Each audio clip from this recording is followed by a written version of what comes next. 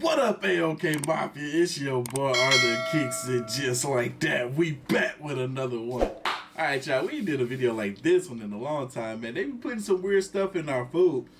You never know. You never know what you get. I watched the video last night, as a matter of fact. Hold on, do I got these headphones on? Nope, I got them turned off, my bad.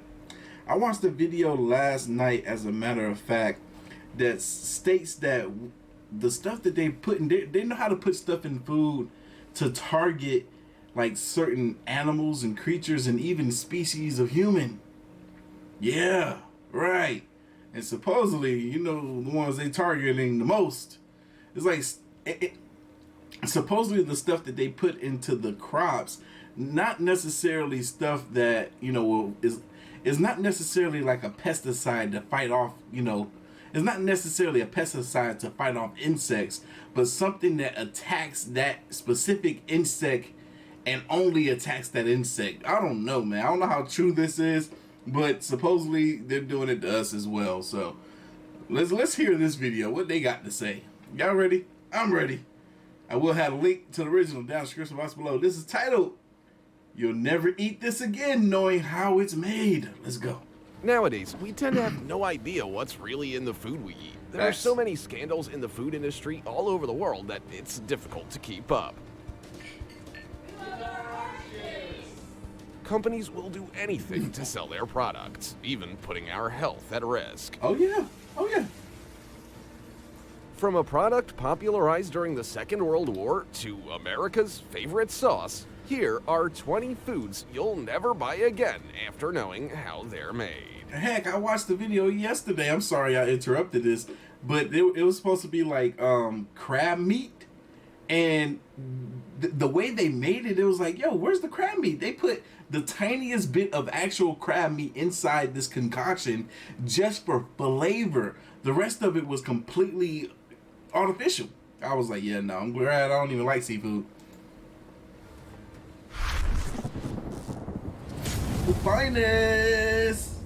Gotta love them. Number 20. Processed meat. You'll never eat this again knowing how it's made. Processed meat is any type of meat that's been transformed by salting, curing, fermenting, smoking, or other processes to improve flavor and preserve food. This would include bacon, hot dogs, hamburgers, and cold cuts as well. Everything, he just named all the stuff I like. Bacon, hamburger. Dang. Though most of them are beef or pork, this group also includes sausages made with blood, minced poultry, or offal. Examples of processed meats include sausage, ham, corned beef, and jerky or beef jerky, as well as canned meat and meat-based preparations. I thought jerky was okay. Here I am getting jerked up. I meant, what? Huh? Y'all didn't know what I meant by that. But no, I thought jerky was good. And sauces. Processed meat is considered to be highly carcinogenic to humans. What? It's the so-called Group 1 of substances that includes the most dangerous for health, according to the criteria of the International Agency for Research on Cancer. In this group, there are 107 substances, including tobacco, alcoholic beverages, or plutonium. What? Around 25% of colon cancers have to do with diet, and specifically with the consumption of red and processed meat. In addition, it's say goodbye to Taco Tuesday and getting carne asada. I'm sticking to the pollo. concerning that every day there's more scientific evidence indicating that its consumption is also related to cancers of the stomach, pancreas, nasopharynx, and even lung. The reason lies in several of its compounds. Heme iron, which can damage the lining of the colon, nitrates used in meat processing as a preservative, or polycyclic aromatic hydrocarbons, which are generated in certain processes such as smoking or cooking at high temperatures. I'm learning some stuff right now because I was wondering why colon cancer, especially amongst black men, is so high. Black men need a lot of this stuff. A lot. Heck, my buddy Shaq, remember I told y'all about him, he got so serious after I showed him What the Health on Netflix. This man barely touches meat now. Barely. Rare. He thought I kept up. I'm like, I still dabble here and there, you know what I'm saying? Ever since my diagnosis, you know, I don't know. I just been trying to eat what's going to, you know, give me energy or whatever, but I don't go too crazy. You know, I use the ground turkey instead of ground beef. Before we go on, like this video, smash the subscribe button and click the notification bell right now, or this centipede will crawl on your face when you're sleeping. You want this thing to crawl on your face while you're sleeping? You think it won't. Y'all remember the story I told y'all a long time ago about the centipede that crawled out of my sink when I was washing my hands. I was a kid, and I was like, yo, wouldn't it be crazy if a centipede just came out of this little sinkhole right here? And oh, we just got a new subscriber. And right as I had that thought, a centipede came out of the sinkhole. Right, I was like, how? Number 19. Worcestershire Sauce. Ah, yes, the sauce that is absolutely impossible to pronounce if you're not born in the United Kingdom. Precisely, because what? You'll either adore it or find it appalling. Either way, everyone has a strong opinion about Worcestershire sauce. But how did it come to be? The sauce was first produced by two chemists, John Wheely Lee and William Parents, who put it on sale in 1837. The story goes that there was a local aristocrat called Lord Sandys who had been governor of Bengal, India. When he went back to his home country, he found himself missing the rich and flavorful Indian cuisine. Because let's be honest, the British are not famous for their use of spices. So Lord Sandys decided to pay a visit to the two chemists, asking them to recreate a recipe for a delicious sauce he had in India. As it seems, Lee and Parents made an extra jar for themselves, but found that they actually didn't like the sauce at all, so they stored it in the cellar and forgot about it. Sometime later, they remembered about the jar of sauce that they had in the cellar. They decided to give it another try, and this time, they found the concoction absolutely delicious. The sauce had obviously fermented, and it's still made this way today. That's why a lot of people will tell you not to spend your money in Worcestershire sauce if you don't want to become sick. Number 8. Alright, so there was only one time where I had to use that Worcestershire sauce for a recipe, and I only used it that one time, so not again. Nope, not me. Cheese in a can. I always knew this stuff was bad, even though it tastes so good.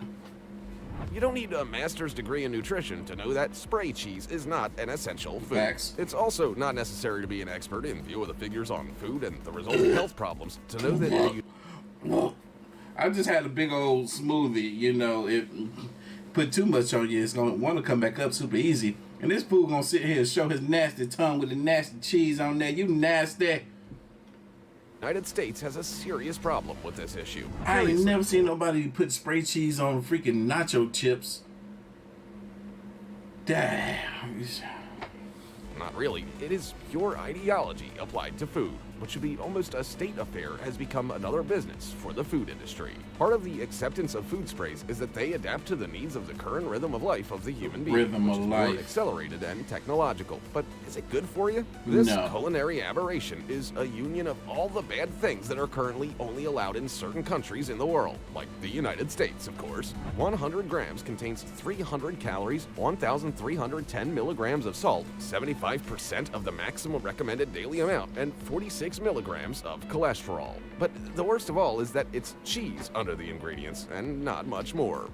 Is it really though? Because that's a lot. Talk about high cholesterol. I can't even talk right.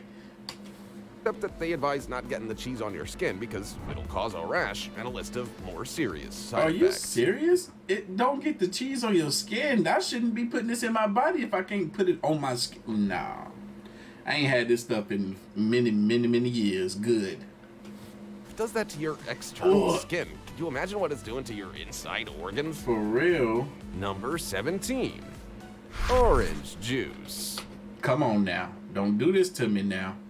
There's a reason why I didn't get orange juice at the restaurant today, because I be feeling like sometimes this orange juice just don't, it just ain't doing right in my body. I don't know what it is. Only time orange juice is ever good to me is when it's like freshly squeezed.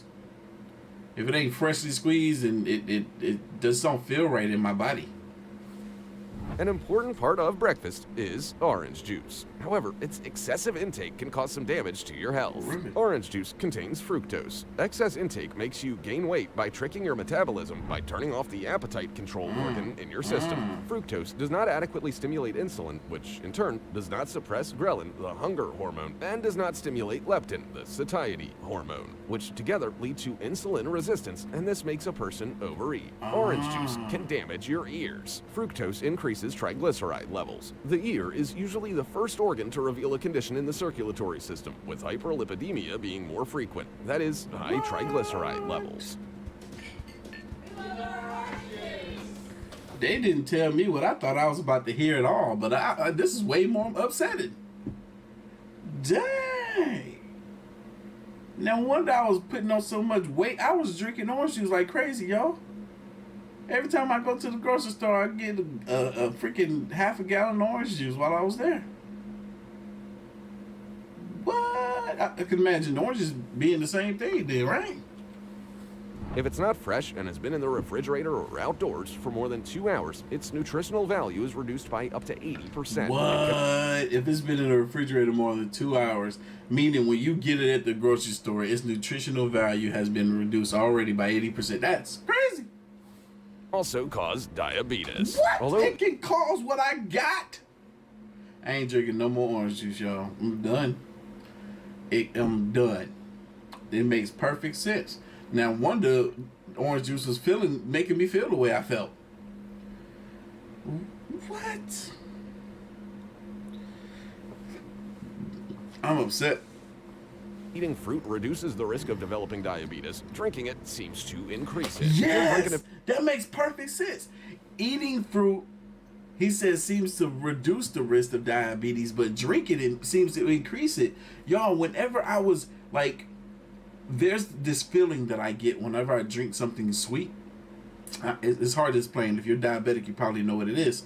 But when I was juicing, when I was making juices with my juicer, I would always get that feeling whenever I would drink them. And it's like a rush, like my blood sugar was high, right? And I was like, why is this? How come I can eat this fruit and not feel this way, but when I juice it, I do? For the fiber, orange juice contains practically no fiber. A glass of orange juice represents 10% of the fiber that an orange has. It can dramatically increase your weight. Only fast-absorbing carbohydrates are used in orange juice, which sharply increases insulin in the blood and favor the formation of fat. Orange juice can be harmful, but if consumed in moderation and as part of a balanced diet, it can be beneficial. It's all about moderation. I ain't drinking no more. Number 16.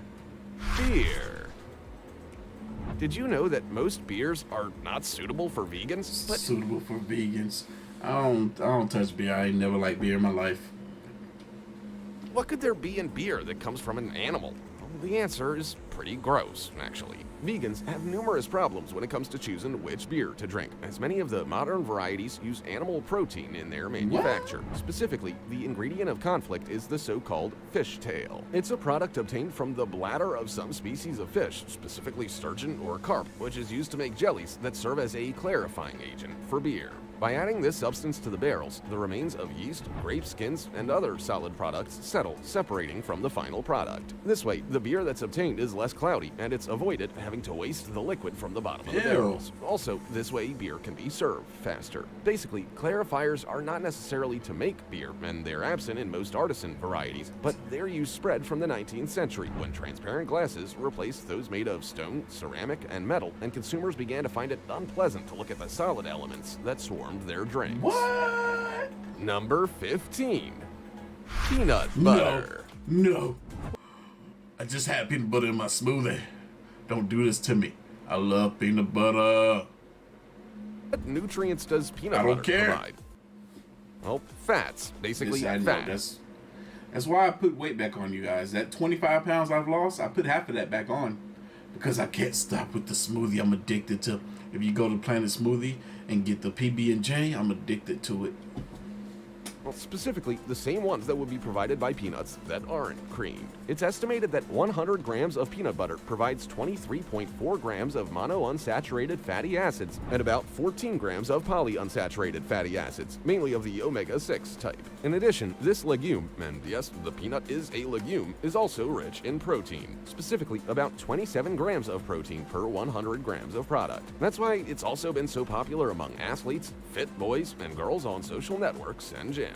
It also provides us with 8.1 grams of fiber and minerals such as phosphorus, 432 milligrams, potassium, 680 milligrams, magnesium, 174 milligrams. All right, he's giving these dang on numbers. Like, Milligram. All right, cool. We a bunch of milligrams of what's the serving size though? That's the main question. Saying 3 milligrams. Now, of course, seen like this, who wouldn't think that this product is the new paradigm of health? Well, some brands of peanut butter are often made with more than just peanuts and added sugar, making it sweeter, addictive, and less healthy. Some contain up to 7 grams per 2 tablespoons. You must be careful with low-fat products. Some can compensate with other unwanted ingredients, such as sugar. Added sugar promotes obesity, diabetes, and can increase the risk of heart disease. The American Heart Association recommends consuming no more than 6 teaspoons of added sugar per day for most women and no more than 9 teaspoons for most men. Good to know. Number 14. Packaged bread. What? We still don't know what's in our food. For instance, bread. Unless you're buying loaves from limited lots at a local bakery, chances are you won't be able to tell for sure what's in it. If you're purchasing your bread from a commercial producer, it likely contains human hair. What? Yeah, you heard that right. Human hair. And that's why I don't. That's not why, but I just don't even eat bread. Acids are the building blocks of life, but they are not Stop. all created equal. L-cysteine, for example, is an amino acid used to extend the shelf life of products such as commercial bread and is often synthesized from human hair, as well as duck feathers, cow horns, and pig bristles. What's a pig The bristle? hair Cow horns, human hair. That's what they're using to preserve bread. How do they know? This is the second part of this video where I'm over here like, how do they know what stuff to use to put in stuff to make stuff do what it need to do? Just like with the beer, how do they know what was they putting in the beer again? Do y'all remember? Comment down below. They were putting something in the beer to make it less cloudy and to get rid of the little chunky sediments at the bottom. How do they know to do that? And just like how do they know to use freaking hair fibers to make this bread last longer? seems is mostly collected from the floors Ew. of hair salons What? in China, and it's dissolved in acid through chemical isolation. The L-cysteine is isolated, packaged, and That's shipped to commercial crazy. bread producers. If the thought makes you wonder, bread, a sure way to avoid the whole human hair thing is to just buy bread from a baker, since L-cysteine is not an additive in flour. However, you should probably avoid fast food outlets. Next time you're eating a nice sandwich, just picture this. That bread may very well have been somebody's ponytail in China, not too... I can never eat a bread at a fast food spot again now, man. What? I'm gonna ruin everybody that I go to lunch and dinner with. I'm gonna ruin their appetite. I'm gonna tell them about this. This is crazy. Could have been somebody ponytail in China. That's messed up. Why gotta be Chinese hair? Why can't it be American hair? long before coming to you Ew. as food. Number 13. Swordfish. The mercury that contaminates the water ends up in the fish and shellfish that we eat. An analysis confirms that large predatory fish, such as swordfish and bluefin tuna, accumulate more mercury than smaller ones. To prevent risks, try to vary the type of fish on your menus and only eat the most contaminated species once in a while. Mercury is a metal that, at certain doses, is harmful to health, and especially to pregnant women and young children. It must be taken into account that mercury accumulates in large, oily fish. Tuna and swordfish can weigh more than 250 kilos, and this is so because it can't be eliminated, and the longer the fish lives, and the larger it is, the more mercury accumulates in its body. For this reason, the recommendation of cardiologists to consume small oily fish makes perfect sense, since they are the richest in omega-3 and, like whitefish, are an excellent source of high-quality protein with essential micronutrients such as iodine, selenium, phosphorus, or vitamin A and D. Since mercury interferes with the development of the nervous system during pregnancy and infancy, it's prudent for pregnant or lactating women and young children to refrain from consuming these fish. If swordfish or bluefin tuna are removed from the diet, this problem disappears. Well, duh. Glad I don't eat fish. Number 12. Pringles. The last generations are characterized by having gobbled up during our Pringles, childhood. that's another one of them food snacks, chips that, I don't know, some just don't sit right about them for me, man. I guess I eat a couple of them, but after that I feel like, uh-oh, this don't supposed to be in human body. of sweets and snacks. Of all of them, there are few as iconic as Pringles, a kind of wavy-shaped chip that fit perfectly one on top of another and are stored in tubular containers. Many of us mentally place them in the chips group, but surprise, they're not. How do they make them all the same shape? Do they cut them like this and fry them in some special way? Well, no. Actually, before frying, Pringles are a dough that's cut the same shape and size. Well, let's face it, it's impossible not to love the taste. Technically speaking, Pringles are made from potato flakes or dehydrated potato, vegetable oil, rice flour, wheat starch, maltodextrin, iodized salt, dextrose, and wheat derivatives. That's like 8, 9 different ingredients just to make a dang on a fake chip. It's not even a real chip. It's dough. No wonder they all shaped the same and stuff. Where's the real potato? Right. Exactly. Pringles potato chips have everything but potatoes. Actually, they have so many additives, flavorings, aromas, and colorings that they can't be considered as potatoes. So much stuff in it, but it don't got a potato in there. They got so many additives that they can't even consider it a potato. I'm never eating a Pringle again. They messed me up, man. Dextrose and maltodextrin, for instance, are used to improve flavor, stabilize fats, and preserve the product for longer. They are sugars that are extracted from corn, wheat, barley, rice, potato, or sweet potato starch. There's no scientific knowledge about the damage they cause to health, but we do know that due to their origin, they are immediately absorbed by the body, causing sugar levels to rise You see, rapidly. as a diabetic, I can't have my sugar rising rapidly. Number 11. Gelatin.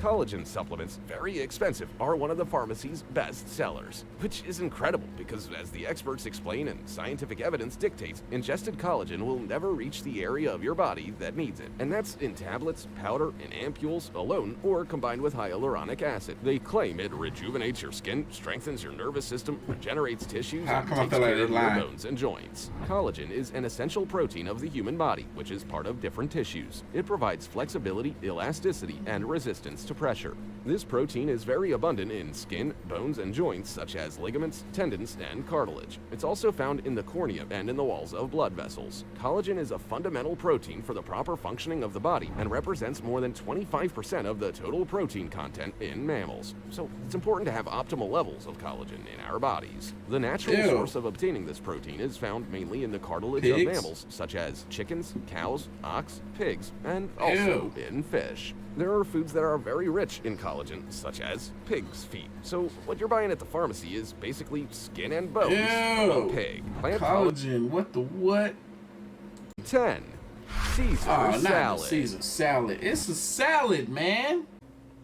Many people order a Caesar salad in restaurants thinking that it's a healthy option. Don't be fooled. Although this salad provides you with good amounts of protein, vitamins, minerals, and fibers, its high fat and sodium content puts it out of reach for many people. Although you can make a healthier Caesar salad with a few changes, the traditional version of this salad should be eaten in moderation. When we think of a salad, a healthy and light dish comes to mind. However, this salad, made with croutons, battered chicken, and Caesar sauce, a sauce derived from mayonnaise, is especially unbalanced. What's the result of this combination? I always thought Caesar's freaking salad was a fat salad.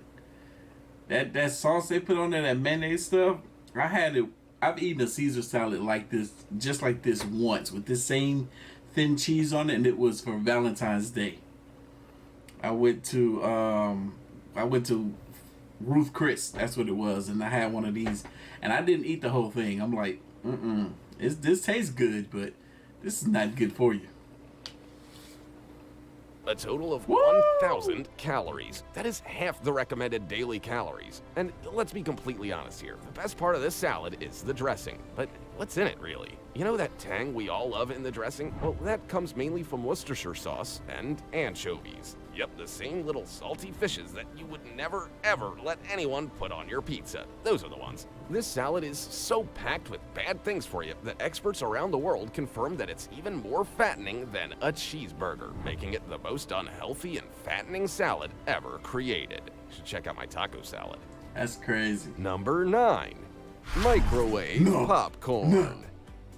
Who doesn't love microwave I had some popcorn? last night. I didn't eat the whole bag though. As y'all can see, there's a theme here of me not finishing all my food. It doesn't happen very often, but for some reason it's happening in this video. But alas, it is super Super bad bad. for you. Popcorn ingredients, as well as packaging materials, contain elements that are harmful to health. The inside of the bag contains perfluorooctanoic acid, which is used in Teflon pans to Oh, prevent that's food messed from up. sticking. And that was the exact same bag of popcorn I got too. You saw that? It's been found that its residues can remain in the environment and in the body for a long time. Additionally, studies have found that when the chemical is heated, it can cause infertility, cancer, and other I diseases. shall never eat The a corn bag kernel, of popcorn again. Darn it! although not genetically modified, is not organic either, so it may contain pesticides that are harmful to your health. Most brands no longer contain trans fats, the most harmful to the body. However, they present other types of fats, such as saturated fats, that are bad due to the difficulty in eliminating them from the body. There are also ingredients that aren't listed on the label. For example, TBHQ is often added to preserve the oils that make kernels pop. This chemical is made from butane, a toxic gas which, consumed in large enough quantities, can cause attention deficit and hyperactivity No in wonder children, I'm so asthma, slow. allergies, dermatitis, and dizziness. In addition, in laboratory tests, it has generated stomach cancer in animals. Finally, the artificial colorant may contain monosodium glutamate, beaver anal glands, and diacetyl. These compounds cause lung complications for those who handle them in factories. And who wants to eat an animal's Right, anal not gland me. anyway? Number 8. Instant Heard about these. noodles. Nowadays, it seems that if you're a college student in a shared apartment, your pantry must be stocked with containers of instant noodles. However, this handy method to quell hunger and fix meals quickly and tastily could be wreaking havoc on the health of consumers, especially in the female population. At least, this is what a study carried out by a group of researchers from the Harvard School of Public Health defends, the results of which were published in the famous Journal of Nutrition. Apparently, its consumption would increase the risk of developing metabolic syndrome in women by 68%. Although, yeah, it's necessary to eat this type of instant noodles at least twice a week. The research focused on a group of 10,711 adults in South Korea, a choice that's not accidental given that the consumption of instant noodles in this country is the highest in the world. However, many will find it curious that the most affected are women. Why? Well, one of the main authors of the research, Dr. Frank B. Hu, professor of nutrition and epidemiology at Harvard, wonders the same thing. This may be because women report their diet more accurately, or because postmenopausal women are more sensitive to the dietary effect of carbohydrates, sodium, and saturated fat. Instant noodle consumption is relatively high among And I Asian definitely think populations. it's women reporting their dietary consumption more accurately. I definitely think that's a big part of it. In fact, South Koreans consumed 3.4 billion packages of noodles in Dang! 2010 alone. 3.4 7. billion package in South Korea. Imagine in the world how much instant noodles was consumed in 2010 alone. If South Korea consumed 3.4 billion. Yeah. Not good for you. Not good for you. Tuna. Canned tuna is a food that many I've people never have in their I've pantry never eaten tuna a day in my life. that they eat more than once a week in salads, between bread, and in different recipes. It's a safe product, but eating a lot of canned tuna may not be so good for your health. It depends on how often this fish is consumed.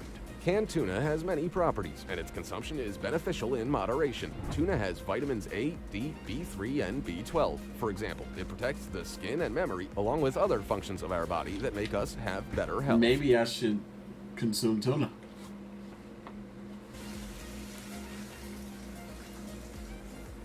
In addition, canned tuna is rich in omega-3 fatty acids, which help reduce cholesterol and thin the blood. But tuna has one important point against it, and that is the amount of mercury it contains. And it is dangerous, particularly for children and women who are pregnant. Children's brains are still developing, which means they absorb nutrients faster than adults. Exposure to mercury at this stage can cause extremely serious and irreversible conditions, such as learning disabilities and developmental delays. In infants and fetuses, high doses can lead to cognitive difficulties, cerebral palsy, deafness, Wow. and blindness. In adults, mercury poisoning can cause fertility and blood pressure issues. I bet those anchovies are looking better and better now. That's so crazy, man. That's why we're really just meant to eat greens.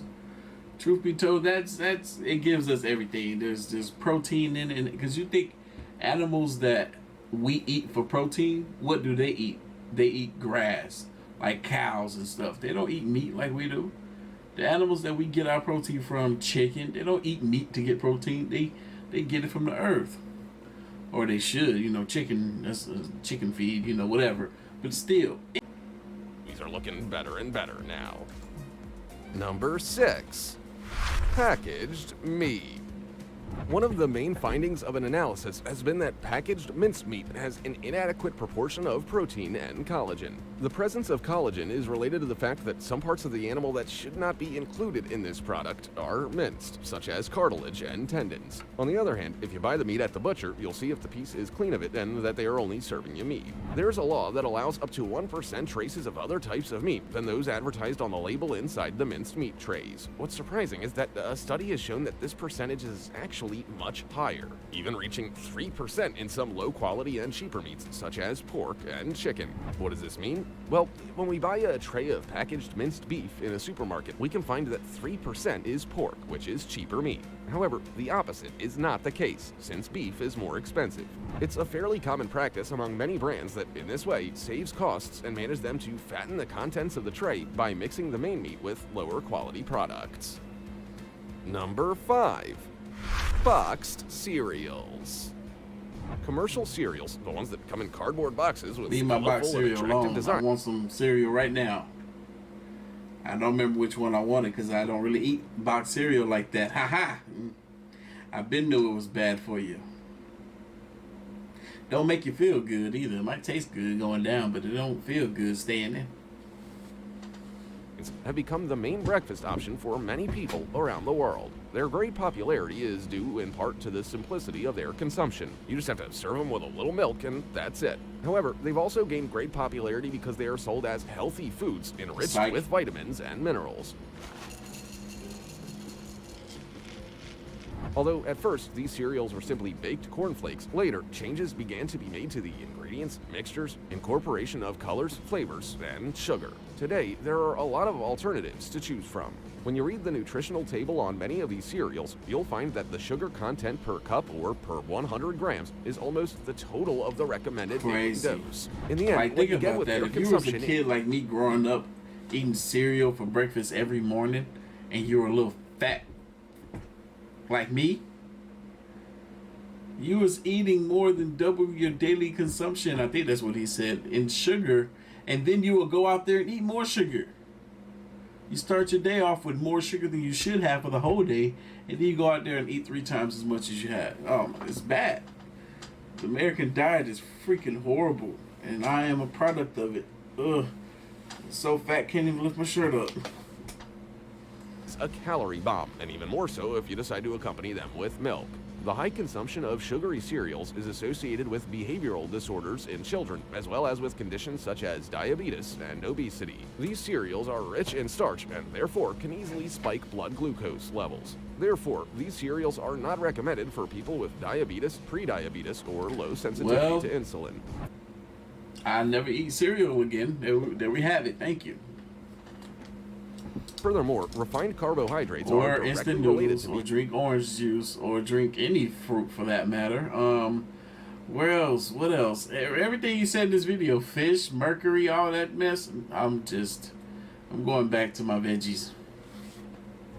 Overweight and obesity. Number 4. Chicken. I was about to say I'm going back to my veggies and eating some chicken, but look, he had to throw my chicken in there. I told y'all, if you watch What the Health, you wouldn't be surprised. We shouldn't be consuming any of this stuff. Just greens. And preferably, you plant them yourself in a hydroponic, whatever, or your own greenhouse. According to the American Heart Association, eating 3 to 4 eggs a week has been associated with a 6% higher risk of suffering a cardiovascular that's messed event. up because there was one point I was consuming eggs daily. Man, we don't supposed to eat this stuff. Increased risk of dying from any other cause. I heard that cholesterol. I think 1 egg is like the equivalent of 2 cigarettes. I don't know.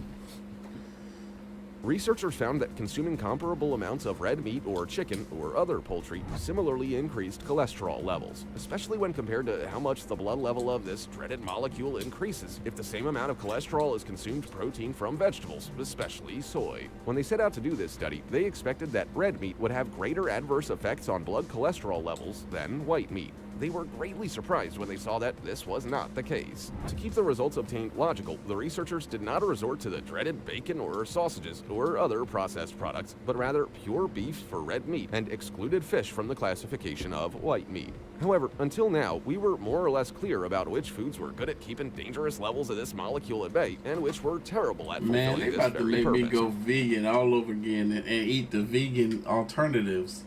Like vegan chicken. There's a vegan restaurant not too far from here. I was going up in there like a mug, man. Right before my diagnosis. I might need to start back. Fish? Brilliant. Vegetables? Perfect. Bacon? Not so much. But it would seem that chicken is not better than red meat. They're both equally bad for you. Not my chicken. Number Some 3. of y'all watching this right now don't care about none of this. You gonna drink your Coca-Cola and your Pepsi. You gonna eat your chicken, your red meat, your eggs, your mercury. I mean fish. You gonna what else? What else did he mention? Your noodles. You still gonna eat them. Everything that he said in here that's bad. Some of y'all eating that stuff right now. Be like, tastes good. Some of y'all be like, I don't care. Look, I'm just gonna look. If it's my turn to go, just God take me. That's some of y'all right now. I already know. Coke and Pepsi. The dangerous thing about soft drinks isn't just the sugar and sweetness. In fact, it's the gas, since it affects the cardiovascular system and also has consequences on the bone system. It has been specifically proven that soft drinks are harmful to health in various aspects, at any age and regardless of gender. Its regular consumption affects the cardiovascular system, thus increasing the risk of heart disease. It can also cause diabetes. And no, this is not an exaggeration. The reality is, the consumption of soft drinks continues to be very high worldwide, especially due to the use of caffeine and other additive substances in their preparation. However, it's the large advertising campaigns that promote its mass purchase and consumption. For this reason, unfortunately, there are many homes where eating without having one of these drinks on the table is just inconceivable. Fizzy drinks are harmful to health because they contain several harmful substances in their composition. The most popular are caffeine and sugar. However, they are not the only ones. Flavors, preservatives, and dyes also have an impact on the body. The vast majority of soft drinks contain large amounts of refined sugar. It can be sucrose or fructose extracted from transgenic corn. Either is harmful from small amounts that any soft drink easily exceeds in a single can or glass. Number 2. Tomato ketchup. No. Ketchup. Not ketchup, yeah. Not ketchup. Guess what? I ain't never been a fan of ketchup. I was telling my girl yesterday, because she was like, why you don't like ketchup? And I told her the story. But I was like, it happened when I was 2 years old. That was my first and last time trying ketchup. Take the title of the most popular sauce in the world. But is it good to consume it very often? Well, according to experts, the answer is no. Why? Well, because ketchup is full of substances that aren't exactly healthy, like sugar, salt, spices, and high fructose I'm corn like, syrup. ew, y'all putting this sweet stuff on y'all dang on food? I'm like, this is weird. I don't want my french fries taste like this sweet stuff. Or my hamburgers, or anything. A nutrient-dense I was food mad at provides my mama protective when I found out she was putting a little bit of ketchup in her spaghetti sauce for spaghetti. I was like, you what? She was like, yeah, boy, I've been doing this for years. And the way I found out is because one day she made me some spaghetti and it tastes more like ketchup than it did spaghetti sauce. And I was like, Mom, why does it taste like ketchup? She was like, boy, because I didn't have enough, I ain't have enough spaghetti sauce stuff, so I had to put more ketchup in there. I'm like, why would you do such a thing? Just go buy some more spaghetti sauce. She's like, boy, I've been doing that all your life. I was like, what? I'll never eat your spaghetti again. They used to be amazing. Now I can't even eat. proper nutrients and helps support immunity. However, ketchup has low nutritional value and contains no protein or fiber. Excessive consumption of foods with high fructose corn syrup is linked to elevated levels of triglycerides, a type of fat found in the blood that causes heart problems. Eating a lot of sugar can cause you to gain weight. In addition, when excess glucose reduces the ability of cells to absorb and use blood sugar, insulin resistance occurs. Tomato sauce, being an acidic food due to the presence of acids such as malic and citric acid, can cause heartburn. Therefore, those with stomach problems such as a digestive disorder or gastroesophageal reflux disease I gotta tell my girl she can't eat ketchup no more then. Processed and preserved foods are linked to a risk of inflammation, which in turn could lead to joint problems. High-sodium processed foods raise the level of calcium in your urine, which can increase your chance of developing kidney stones. Try instead to make your own homemade ketchup or find an organic alternative. Number 1. Margarine. What is margarine? I'm not even sure. I don't think I've ever had it. Margarine, one of the most common products in our cuisine, was created by the French chemist Hippolyte Mege-Mourier in 1869 with the aim of offering consumers a cheaper and easier to keep alternative to butter, its main competitor to date. Although its appearance on the market was very well received, it wasn't until the Second World War when the most dazzling success knocked on its door. The reason? Being a food rich in lipids, it provided the necessary energy to the troops and citizens who had to face such a bloody battle. However, over the years, this popularity plummeted. After being the healthy alternative to butter for decades due to its vegetable origin and because it doesn't contain such a high level of saturated fat, in the 1980s it was discovered that its production process also promoted the appearance of trans fats, becoming a product much more harmful than previously thought. It is necessary to be careful with these products because it's not advisable to ingest more than 3 grams of these compounds daily, and because these products aren't suitable for pregnant women, lactating women, and young children. It should also not be forgotten that cardiovascular disease is multifactorial, so reducing the level of cholesterol in the blood doesn't necessarily mean that the risk of suffering from this pathology is reduced. As you can see, all your favorite foods are not necessarily good for you. None of my favorite foods. Dang, he literally just everything that we eat, everything he done tackled it here, from cheese to dang on butter, chicken, the meat, any meat you think of, he covered it here just about. It's all bad, man. Ain't nothing good for us. That's what look, you know what he didn't mention? Just eating greens. I'm telling you. Stick to just the greens. Be a whole vegetarian, vegan thing out here, and you'll see there's a difference. But some of that vegan stuff, you gotta watch out because this is just as bad. If you ain't doing it yourself, you go buy that stuff already made or whatever. It ain't good. It ain't good. But anyway, anybody else hungry like me after watching this? I'm gonna catch y'all later. Y'all be safe. See ya. Don't eat this bad stuff no more.